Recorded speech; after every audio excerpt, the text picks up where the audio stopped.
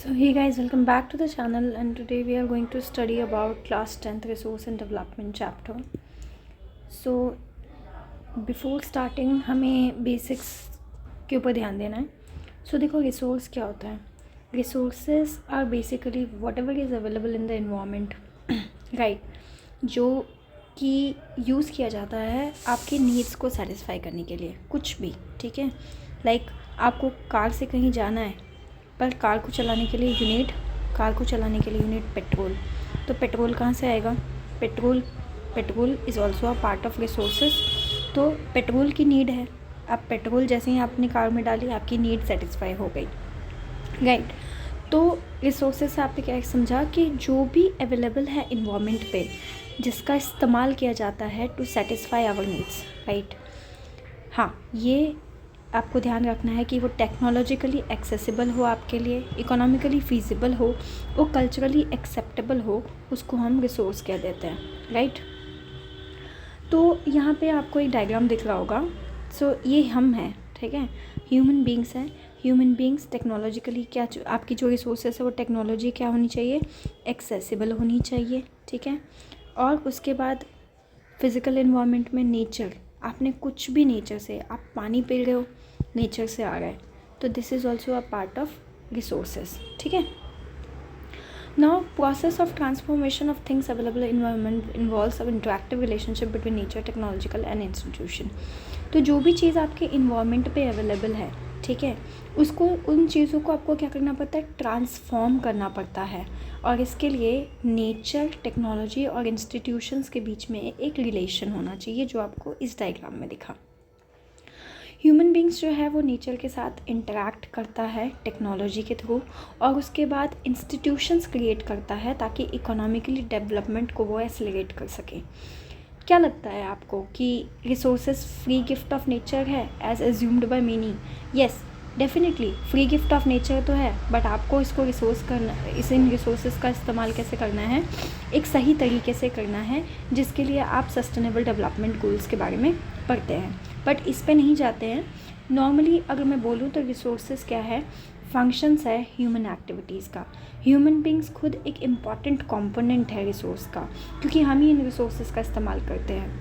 Human beings वो है जो इन रिसोर्सेज को ट्रांसफॉर्म करता है, यानी कि जो भी मटेरियल आपके इन्वायरमेंट पे अवेलेबल है उसको ट्रांसफॉर्म करेगा किस में, रिसोर्सेज में, ठीक है. एक ऐसे रिसोर्सेज में जो सबके काम आए, एंड देन उसके बाद यूज़ करें. सबके मतलब इंडिविजुअल भी हो सकता है, it can be individual, right, it can be collective as well. तो रिसोर्सेज को हम क्लासीफाई कैसे करेंगे, on the basis of origin हम जो है क्लासीफाई करेंगे. तो बायोटिक एंड एबायोटिक कंपोनेंट आएगा. एग्जॉस्टिबिलिटी के बेसिस पर अगर आप रिसोर्स को करोगे क्लासीफाई, तो रिन्यूएबल और नॉन रिन्यूएबल आएगा. ओनरशिप के बेसिस पे अगर देखो तो इंडिविजुअल का हो सकता है, कम्युनिटी का हो सकता है, नेशनल और इंटरनेशनल. स्टेटस ऑफ डेवलपमेंट में आप क्या क्या डालोगे, potential, developed stock and reserves. इस पर्टिकुलर ग्राफ में आपको दिख रहा होगा रिसोर्सेज को दो पार्ट में डिवाइड कर दिया गया, natural resources and human resources. Natural resources में क्या क्या आता है, रिन्यूएबल और नॉन रिन्यूएबल. ह्यूमन में क्या है, स्ट्रक्चर एंड इंस्टीट्यूशन जो आप बनाते हैं, एंड क्वांटिटी एंड क्वालिटी आता है. रिन्यूएबल में इंक्लूड आता है कॉन्टिन्यूस या जो फ्लो में रहते हैं, ठीक है. और दूसरा होता है बायोलॉजिकल को फर्दर डिवाइड कर दिया है, जिसमें फॉरेस्ट और वाइल्ड लाइफ आता है. नॉन रिन्यूएबल में क्या आता है, रिसाइक्लेबल चीज़ें जैसे मेटल्स हो गया, नॉन रिसाइक्लेबल जैसे फॉसिल फ्यूल्स हो गया, ठीक है. तो talking about development of resources जो है ह्यूमन सर्वाइवल के लिए बहुत ही ज़्यादा इम्पॉर्टेंट है. और ना सिर्फ ह्यूमन सर्वाइवल के लिए, बल्कि एक अच्छी ज़िंदगी, एक क्वालिटी ऑफ लाइफ को मेंटेन करने के लिए भी रिसोर्सेज की नीड होती है. ऐसा माना जाता है कि रिसोर्सेज क्या है, फ्री गिफ्ट ऑफ नेचर है, जो पीछे मैंने भी आपको पूछा था. As a result human beings जो है उसको इनडिस्क्रिमिनेटली यूज़ कर रहा है, यानी जैसे मर्जी वैसे यूज़ करता है, जिसके कारण कुछ प्रॉब्लम्स देखने को नज़र आती है. जैसे कि जो रिसोर्सेज है वो डिप्लीट हो रहा है, ख़त्म हो रहा है, क्योंकि वो जितना रिसोर्सेज है वो इनकी कुछ इंडिविजुअल्स ऐसे हैं जिनकी ग्रीड्स को सेटिस्फाई नहीं कर पा रहा है, ठीक है. मतलब कुछ लोगों को लगता है कि रिसोर्सेज इतना है, जितनी मर्जी आए उतना आप यूज़ करो. तो ये क्या है, ये ग्रीड है. आप नेचर को अगर इम्बैलेंस करोगे तो नेचर फिर आपका अपना प्रकोप आपके ऊपर दिखाएगा, right. Accumulation of resources in few hands जो कि फर्दर डिवाइड करता है सोसाइटी को 2 सेगमेंट में। एक वो जिनके पास है, एक वो जिनके पास नहीं है, एक रिच एक पुअर। इनडिस्क्रिमिनेट एक्सप्लॉयटेशन मतलब किए जा रहे हैं यार बिना किसी लॉजिक के, और इसके कारण ग्लोबल इकोलॉजिकल क्राइसिस आई, जैसे कि ग्लोबल वार्मिंग। ठीक है, अब एसी हमारे लिए आया कि गर्मियों में एसी जो है वो सबके घरों में होता है ताकि रिलीफ मिले गर्मी से, लेकिन इतना ज़्यादा यूज़ होने लगा एसी का, इतनी ज़्यादा टेक्नोलॉजी का इस्तेमाल हुआ जिसके कारण ओजोन लेयर पे काफ़ी इफ़ेक्ट पड़ता है।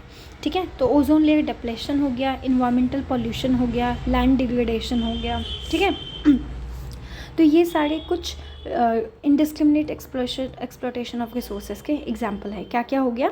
एक तो ग्लोबल वार्मिंग हो गया, एक ओजोन लेयर डिप्लेशन हो गया, एक इन्वायरमेंटल पॉल्यूशन हो गया, एक लैंड डिग्रेडेशन हो गया, एक्सेट्रा और भी चीज़ें हैं, over fishing, then there are many. ठीक है, बट अभी हम NCERT के बेसिस पे इन्हीं 4 को फोकस करेंगे। इमेजिन करो अगर ऑयल सप्लाई एग्जॉस्ट हो जाए एक दिन, तो ये हमारी लाइफस्टाइल को कैसे अफेक्ट करेगा। Definitely you won't be able to travel long distance, because cars कैसे चलेगी ही नहीं। तो फ्यूल्स कम होने के कारण कितनी सारी दिक्कतें आ सकती है, और क्या क्या दिक्कतें आ सकती है आप कमेंट सेक्शन में लिखना।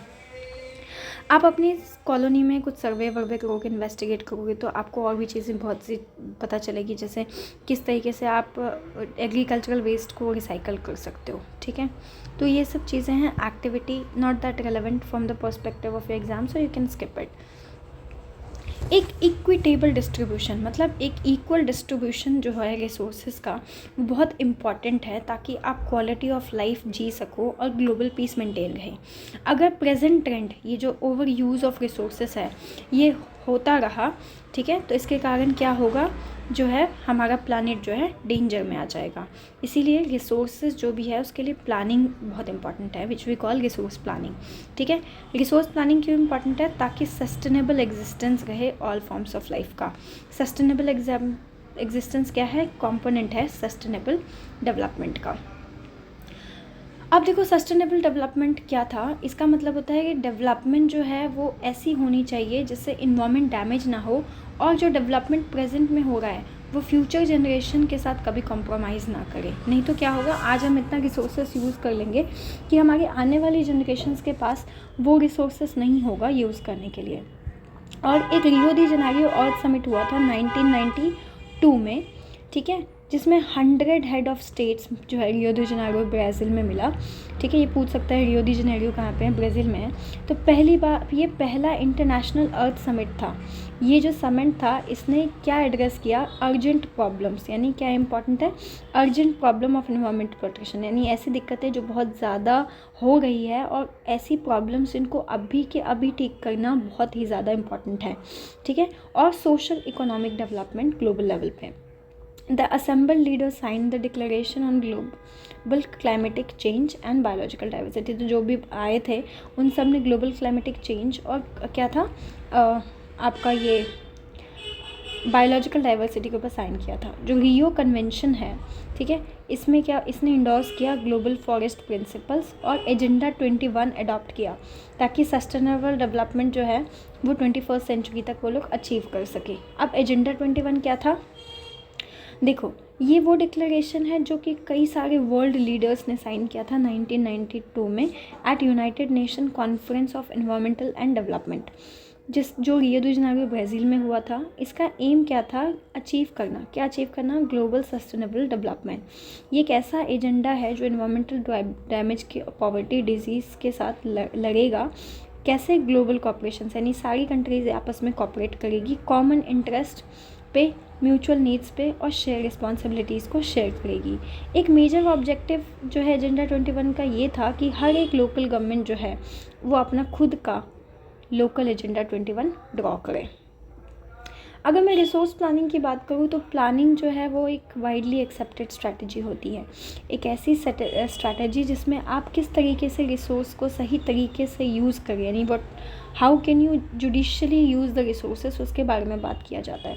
ठीक है, इट हैज़ इम्पॉर्टेंस कंट्री जैसे कि इंडिया जैसी कंट्रीज़ के लिए जिसमें बहुत ज़्यादा डाइवर्सिटी है, ठीक है। और अवेलेबिलिटी ऑफ रिसोर्सेज में भी डाइवर्सिटी है, ठीक है। यहाँ पे ऐसे रीजन्स है जो कि कुछ पर्टिकुलर टाइप ऑफ रिसोर्सेज में बहुत ज़्यादा आगे है, रिच है, पर कुछ रिसोर्सेज में डिफिशिएंट है, यानी कम है। कुछ ऐसे रीजन्स है जहाँ पे जो खुद को सेल्फ सफिशिएंट कंसिडर करते हैं in terms of availability of resources, और कुछ ऐसे भी रीजन्स हैं जिसमें एक पर्टिकुलर रिसोर्सेज की एक्यूट शॉर्टेज है। फॉर एग्जांपल डेजर्ट में वाटर का ले लीजिए। एग्जाम्पल यहाँ पे जो दिया है एनसीईआरटी बुक में ये है झारखंड, छत्तीसगढ़, मध्य प्रदेश, इसमें मिनरल्स बहुत है, ठीक है। कोल डिपॉजिट अच्छा खासा रिच है। अरुणाचल प्रदेश में पानी बहुत अच्छा है और पानी का रिसोर्सेस अबंडेंट है, ठीक है, लेकिन इंफ्रास्ट्रक्चर डेवलपमेंट नहीं है यहाँ पे। राजस्थान की स्टेट जो है इसमें सोलर एंड विंड एनर्जी बहुत अच्छे हैं, लेकिन वाटर रिसोर्सेस नहीं है। लद्दाख जो कि एक कोल्ड डेजर्ट माना जाता है, ये बाकी कंट्री से आइसोलेटेड है, अलग ही माना जाता है। इसमें बहुत रिच, यहाँ पे कल्चरल हेरिटेज बहुत अच्छी है, बट वाटर डिफिशिएंट है, इंफ्रास्ट्रक्चर नहीं है, कुछ मिनरल्स जो है उसमें भी ये लोग डिफिशिएंट है, जिसके कारण एक अर्जेंट कॉल की नीड होती है कि किस तरीके से आप रिसोर्स प्लानिंग को बैलेंस करोगे नेशनल, स्टेट और रीजनल और लोकल लेवल्स पे। Right, resource planning in India की मैं अगर बात करूँ तो इट्स अ कॉम्प्लेक्स प्रोसेस, जिसमें कि identification and invention of resources across the regions of the country की बात होती है। यानी कि रिसोर्स प्लानिंग मतलब क्या है, ऐसा कॉम्प्लेक्स प्रोसेस है जिसमें आपको पहले आइडेंटिफाई करना है, ठीक है, और जो हर कंट्री में जितने रिसोर्सेज है उसको आइडेंटिफाई करना है। इसमें आप कैसे कर सकते हो, सर्वे के थ्रू, मैपिंग के थ्रू, क्वालिटेटिव और क्वांटिटेटिव एस्टिमेशन के थ्रू, और मेजरमेंट ऑफ द रिसोर्सेज के थ्रू, यानी रिसोर्स को मेज़र करके, एस्टिमेट करके, क्वालिटेटिव एंड क्वांटिटेटिव एस्टिमेशन होना चाहिए, और सर्वे करके। दूसरा तरीका क्या है कि आप एक प्लानिंग स्ट्रक्चर इवॉल्व करिए जिसमें आप अप्रोप्रिएट टेक्नोलॉजी का इस्तेमाल करें, स्किल और इंस्टीट्यूशनल सेटअप करें ताकि इम्प्लीमेंट कर सके आप रिसोर्स डेवलपमेंट प्लान्स। तीसरा क्या है, मैचिंग द रिसोर्सेज डेवलपमेंट, यानी जो भी रिसोर्स डेवलपमेंट प्लान्स है उसके साथ मैच करें पूरे नेशनल डेवलपमेंट प्लान को। इंडिया जो है इसने काफ़ी अच्छे एफर्ट्स डाले हैं for achieving the goals of resource planning right from the first 5 year plan launched after independence, यानी कि जो पहला इकोनॉमिक फर्स्ट 5 ईयर प्लान आया था, इसी में इन्होंने रिसोर्स प्लानिंग के ऊपर जो है काफ़ी एफर्ट्स जो है दिखाए थे। जो अवेलेबिलिटी ऑफ रिसोर्सेज है वो नेसेसरी कंडीशन है, किस लिए, for the development of any region, यानी किसी भी रीजन को डेवलप करने के लिए रिसोर्स की अवेलेबिलिटी होना is an important condition. But सिर्फ अवेलेबिलिटी ऑफ रिसोर्सेज से क्या होगा, कॉरस्पॉन्डिंग चेंज में जो एब्सेंस है, ठीक है, टेक्नोलॉजी एंड इंस्टीट्यूशंस में, ये डेवलपमेंट को हिंडर कर सकता है। यहाँ कई ऐसे रीजन्स हैं हमारी कंट्री में जो रिसोर्सेज में रिच है लेकिन इकोनॉमिकली बैकवर्ड रीजन्स माना जाता है। ऑन दी कंट्रारी, अगर कुछ रीजन्स को आप देखेंगे तो इसमें पुअर रिसोर्सेज बेस है पर इकोनॉमिकली ये डेवलप्ड है। यानी आपने क्या समझा, जो इकोनॉमिकली डेवलप्ड है, ठीक है, वो इंफ्रास्ट्रक्चरली वीक है, जो जिसका इंफ्रास्ट्रक्चर अच्छा है उसका इकोनॉमिक वीक है, इकोनॉमिकली डेवलप नहीं है, और may be they don't have that much resources. कुछ ऐसे रिसोर्सेज के नाम आप बताइए जिसमें इकोनॉमिकली बैकवर्ड रीजन्स आते हैं और कुछ poor resources but economically development regions हैं। तो ये आप थोड़ा सर्च करके मुझे कमेंट सेक्शन में बताना। कॉलोनाइजेशन की हिस्ट्री अगर मैं बात करूँ, यानी ब्रिटिश एरा की बात कर रहे हैं, ये रिवील करता है कि जितने भी रिच रिसोर्सेज वाले पार्ट थे, ठीक है, वो मेन अट्रैक्शंस थे फॉरेन इन्वेटर्स के, यानी कि जो भी बाहर की कंट्री से हमारी कंट्री पे इन्वेट करना चाहता था उनके लिए जो है वो कौन से पर्टिकुलर जगहों को इन्वेट करता था जहाँ पे रिसोर्सेज क्या थी, रिच रिसोर्सेज थी। यानी higher level of technological development के कारण कॉलोनाइजिंग कंट्रीज़ जो है उन्होंने क्या किया, रिसोर्सेज को एक्सप्लॉइट किया अदर रीजन्स का और अपनी सुप्रीमेसी इस्टेब्लिश कर दी उन कॉलोनीज़ पे। इसीलिए रिसोर्सेज जो है वो डेवलपमेंट में कंट्रीब्यूट किया सिर्फ तब जब वो एप्रोप्रिएट टेक्नोलॉजिकल डेवलपमेंट के साथ आया और इंस्टीट्यूशनल चेंजेस उसमें आए। इंडिया ने एक्सपीरियंस किया है डिफरेंट फेजेस ऑफ कॉलोनाइजेशन, ठीक है, इसलिए इंडिया डेवलपमेंट की अगर मैं बात करूँ तो रिसोर्स डेवलपमेंट पर्टिकुलर जो है वो, इसका मतलब ये नहीं है कि वो इन्वॉल्व करेगा अवेलेबिलिटी ऑफ रिसोर्सेज, बट वो क्या इंक्लूड और करेगा, उसको सही करने के लिए technology, quality of human resources और historical experience of the people, ताकि वो और बेहतर तरीके से रिसोर्सेज का इस्तेमाल कर सके। Talking about conservation of resources जो है एक डेवलपमेंटल एक्टिविटी है, ठीक है। क्या है रिसोर्सेज? किसी भी डेवलपमेंटल एक्टिविटी के लिए बहुत इंपॉर्टेंट होता है, बट इरेशनल कंजम्पशन और ओवर यूटिलाइजेशन ऑफ रिसोर्सेज के कारण सोशो इकोनॉमी और इन्वायरमेंटल प्रॉब्लम्स हो सकती है। इसको ओवरकम करने के लिए रिसोर्स कंजर्वेशन जो है हर लेवल पे बहुत इम्पॉर्टेंट है, और ये मेन कंसर्न था लीडर्स एंड थिंकर्स का पास्ट में। अगर मैं एग्जांपल दूँ, गांधी जी जो है वो इस कंसर्न के ऊपर ध्यान देते थे, किसमें? रिसोर्स कंजर्वेशन में। और इसलिए उनके एक शब्द से ये इस बारे में पता लगता है, there is enough for everybody's need. ये बोर्ड का क्वेश्चन था कि जितने हर इंसान की ज़रूरत पूरा करने के लिए बहुत है, पर किसी की ग्रीड को, किसी के लालच को पूरा करने के लिए कुछ भी नहीं। इन्होंने ग्रीडी एंड सेल्फिश इंडिविजुअल और को जो है प्लेस किया था, और exploitative nature of modern technology को रूट कॉज बताया था रिसोर्स डेप्लेशन का ग्लोबल लेवल पे। ये मास प्रोडक्शन के ऊपर, किसी भी चीज़ के मास प्रोडक्शन के अगेंस्ट थे, और ये इसे रिप्लेस करना चाहते थे with the help of production by the masses, ठीक है। नाउ एक सेकेंड, तो आज तो इस वाले में तो मैं फर्स्ट पार्ट बताती हूँ, सेकंड पार्ट हम लोग जो है नेक्स्ट वीडियो में कंप्लीट करेंगे। So till land resources we will cover today. At the international level the Club of Rome advocated resources conservation for the first time. यानी इंटरनेशनल लेवल पे किसने सबसे पहले रिसोर्स कंजर्वेशन को एडवोकेट किया था? क्लब ऑफ रोम ने। किस सिस्टमेटिक तरीके से किया था? 1968 में। 1974 में गांधीयन फिलॉसफी जो है एक बार फिर से प्रेजेंट की बाय स्क्यूमेंशर ने अपनी किताब स्मॉल इज़ ब्यूटीफुल में। जो सेमिनल कंट्रीब्यूशन था रिसोर्स कंजर्वेशन का ग्लोबल लेवल पे, वो जो है ब्रंडटलैंड कमीशन रिपोर्ट 1987 ने बनाया था। ये रिपोर्ट इंट्रोड्यूस करता है कॉन्सेप्ट ऑफ सस्टेनेबल डेवलपमेंट और बताता है मींस फॉर रिसोर्सेज कंजर्वेशन, जो कि सब्सिक्वेंटली एक किताब में पब्लिश हुई जिसका नाम था आवर कॉमन फ्यूचर। एक और सिग्निफिकेंट कंट्रीब्यूशन जो था अर्थ समिट में बनाई गई, जो कि रियो डी जेनेरियो ब्राज़ील 1992 में हुआ था, and we just studied about it. Talking about land resources, हम लैंड पे रहते हैं, हम इकोनॉमिक एक्टिविटीज़ लैंड पे ही करते हैं हर तरीके का, ठीक है, और अलग अलग तरीके से करते हैं। इसलिए लैंड एक नेचुरल रिसोर्सेज है जो कि बहुत ही ज़्यादा इंपॉर्टेंट है। ये सपोर्ट करता है natural vegetation, wild life, human life, economic activities, transport और कम्युनिकेशन सिस्टम। हालांकि लैंड एक एसेट है फिनाइट मैग्नीट्यूड का, जिसका मतलब क्या है कि it is important to use the available land. जितनी लैंड है उसका यूज़ करना इम्पॉर्टेंट है फॉर वेरियस पर्पज़, लेकिन केयरफुल प्लानिंग के साथ। इंडिया में लैंड है under variety of relief features, जैसे mountains, plateaus, plains and islands. ये सब आपको क्लास 6 चैप्टर 2 ओशन कॉन्टिनेंट्स और लैंडफॉर्म एंड लाइफ चैप्टर 3 में पढ़ने को मिलेगा। जो 43% ऑफ द लैंड एरिया है वो प्लेन है, ठीक है, यानी कि ये वो लैंड है। प्लेन क्या होता है? फ्लैट लेवल लैंड जहाँ पे एग्रीकल्चर पॉसिबल होता है। So that is why they provide facilities for agriculture and industry. Mountain, सिर्फ माउंटेन 30% है total surface of the area में हमारी कंट्री में। और पेरिनियल फ्लो ऑफ रिवर्स होता है। पेरिनियल और सीजनल क्या होता है? पेरिनियल का मतलब होता है जिसमें कॉन्टिन्यूस पूरा साल, फुल ईयर जो है रिवर में पानी रहता है। और सीजनल रिवर्स जैसे सरस्वती रिवर आपने पढ़ा होगा इंडस वैली सिविलाइजेशन में dried up. Seasonal rivers are those rivers जिसमें सिर्फ रेनी सीजन्स में जनरली वाटर एक्यूमुलेट होता है, ठीक है। और ये प्रोवाइड करता है facilities for tourism and ecological aspects, यानी प्लेन पे सबसे ज़्यादा टूरिज्म फैसिलिटीज़ प्रोवाइड होता है। 27% हमारा एरिया जो है उसमें प्लेट्यू है, यानी इसमें मिनरल के रिजर्व्स पाए जाते हैं, फॉसिल फ्यूल्स और फॉरेस्ट पाए जाते हैं। Talking about land utilisation, land resources जो है वो इन पर्पसेस के लिए for the following purposes use किया जाता है। फॉरेस्ट, जंगलों के लिए, ठीक है।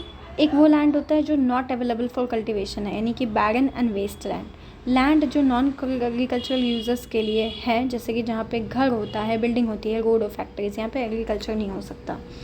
अनकल्टिवेटेड लैंड जिसमें फैलो लैंड नहीं होता। Fallow land are those land जिसको खाली छोड़ दिया जाता है कल्टीवेशन नहीं करने के लिए। परमानेंट पेस्चर्स और ग्लेजिंग लैंड होता है इसके अंदर। लैंड जिसमें ट्री क्रॉप्स जैसे कि ट्री क्रॉप्स और या land under miscellaneous tree crop crops, जिसमें कि नेट सोन एरिया इसमें इंक्लूड नहीं होता है। कल्चरेबल और वेस्ट लैंड जो अनकल्टिवेटेड यानी कि जिस पे कोई खेती नहीं होती है मोर देन 5 एग्रीकल्चरल ईयर्स। फैलो लैंड्स वो लैंड होती है, ठीक है, जो कि छोड़ दिया जाता है, कल्टिवेशन उस पर नहीं होता है 1 या 1 साल से कम एग्रीकल्चरल ईयर में। Current other than current fallow, ठीक है, यानी कि करंट फैलो के अलावा क्या है, uncultivated lands for past 1 to 5 agricultural years. Net sown area physical extent of जो लैंड जहाँ तक खिंची हुई है जिस पे क्रॉप जो है ग्रो किया जाता है, क्रॉप को जो है लगाया जाता है और हार्वेस्ट किया जाता है, उसको नेट सोन है। यानी वो ये पर्टिकुलर लैंड यहाँ पे तुमने क्रॉप ग्रो किया और फिर सीज़न आने पे हार्वेस्ट करके काट दिया, इसको नेट सोन एरिया कहते हैं। यानी वो एरिया है जहाँ पे आपने खेती की और हार्वेस्ट भी की। Area sown more than once in an agricultural year plus net sown area is known as gross cropped area. Now this is important, what is gross cropped area?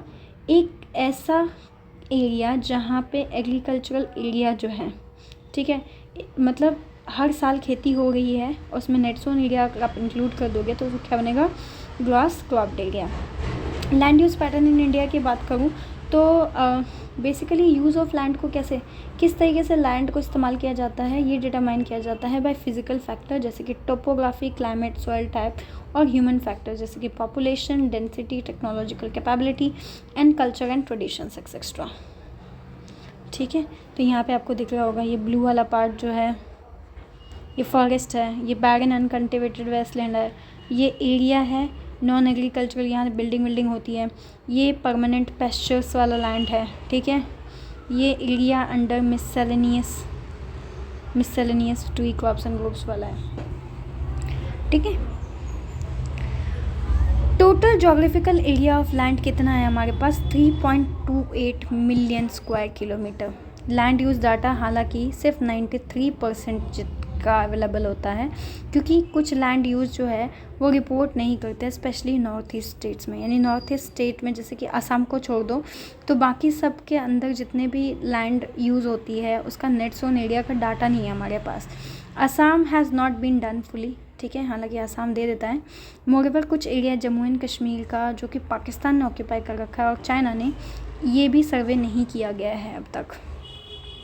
जो लैंड अंडर परमानेंट पेस्चर आता है वो भी कम हो गया है, हालांकि हम जो है ह्यूज कैटल पॉपुलेशन को इससे फीड करते हैं, ठीक है, और इस पे pasture land and what are the consequences of it, इसके बारे में हम बात कर सकते। तो जो लैंड परमानेंट पेस्चर्स में है वो डिक्रीज़ हो गया है। नाउ क्वेश्चन इज़ कि कैसे हम जो है कैटल पॉपुलेशन को फीड करते हैं पेस्चर लैंड पे और इसके कॉन्सिक्वेंसेस क्या हो सकते हैं।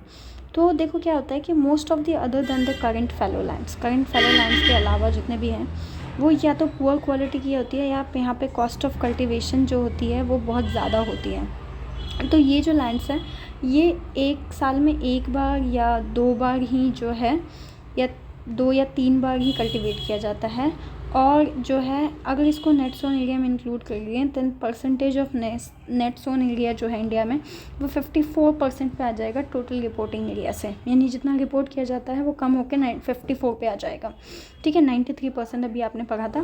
Pattern of net sown area जो है वो वेराई करता है greatly from one state to another, यानी कि 80% जो टोटल एरिया है पंजाब एंड हरियाणा में है वो लेस देन 10% है अरुणाचल प्रदेश, मिज़ोरम, मणिपुर एंड अंडमान निकोबार आइलैंड के कंपैरिजन में। फॉरेस्ट एरिया जो हमारी कंट्री में है वो 33% से कम है, यानी कितना होना चाहिए, 33% लैंड फॉरेस्ट होना चाहिए पूरे इंडिया के अंदर, बट हमारा उससे कम है, ठीक है, एज इट वाज आउटलाइंड। और ये कहाँ से हमें पता लगी, नेशनल फॉरेस्ट पॉलिसी के द्वारा पता लगी। ऐसा कंसिडर किया जाता है कि इकोलॉजिकल बैलेंस को कंटेन कर, मतलब it was considered essential national, ये बहुत इंपॉर्टेंट पार्ट है कि फॉरेस्ट एरिया कम से कम 33% तो होना चाहिए to maintain the ecological balance. लाखों लोगों की जो ज़िंदगी होती है, लाइवलीहुड होती है, मिलियन ऑफ पीपल्स की जो कि इन जंगलों में रहती है, उनका पूरा लाइफ जंगल पर डिपेंड करता है, ठीक है। A part of the land is termed as waste land, land का वो टुकड़ा जिसको वेस्ट लैंड माना जाता है, और लैंड जो अदर नॉन एग्रीकल्चरल यूजेस में है, ठीक है। वेस्ट लैंड क्या होता है, rocky, arid and desert area, यानी पूरा इसमें पत्थर होगा और ये डेजर्ट एरियाज़ होगा। और ये and land put to other non agricultural uses include settlements, यानी कि नॉन एग्रीकल्चरल यूजेस में जो लैंड आते हैं वो क्या क्या है, जिसमें सेटलमेंट्स होती है, रोड्स होती है, रेलवे होती है, इंडस्ट्री होती है। अगर आप लैंड का कॉन्टिन्यूस इस्तेमाल करेंगे लॉन्ग पीरियड ऑफ टाइम में बिना अप्रोप्रिएट मेजर्स लिए, तो क्या होगा, लैंड डिग्रेडेशन हो जाएगा, जो कि एक सीरियस रिपरकशंस है सोसाइटी के ऊपर और इन्वायरमेंट के ऊपर। सो नेक्स्ट जो टॉपिक्स है, रेस्ट ऑफ द स्टोरी हम जो है नेक्स्ट लेक्चर में पढ़ेंगे। Thank you so much for watching, and if you want me to make more such meaningful videos for you with line to line explanation, do subscribe to the channel, and all the best guys.